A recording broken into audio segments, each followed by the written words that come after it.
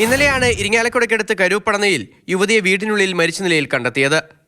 വലിയകത്ത് നൌഫലിന്റെ ഭാര്യ ഫസീല രണ്ടാമത് ഗർഭിണിയായത് ഭർത്താവിനും ഭർത്തൃമാതാവിനും ഇഷ്ടപ്പെട്ടില്ല.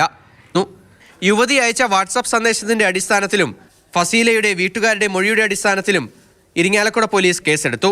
ഇന്നലെ ഈ ഹോസ്പിറ്റലിൽ പയ്യൻ വന്നിരുന്നു. അവിടെ ഒരു ഇഷ്യൂ ഉണ്ടായി.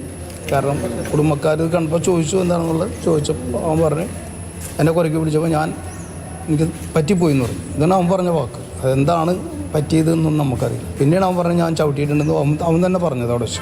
ഭർത്താവ് നൌഫലിനെയും ഭർത്തൃമാതാവ് റംലത്തിനെയും ഇരിങ്ങാലക്കുട പോലീസ് പിന്നീട് അറസ്റ്റ് ചെയ്തു. ആത്മഹത്യാ പ്രേരണ കുറ്റം, ഗാർഹിക പീഡനം തുടങ്ങിയ വകുപ്പുകൾ ചുമത്തിയിട്ടുണ്ട്.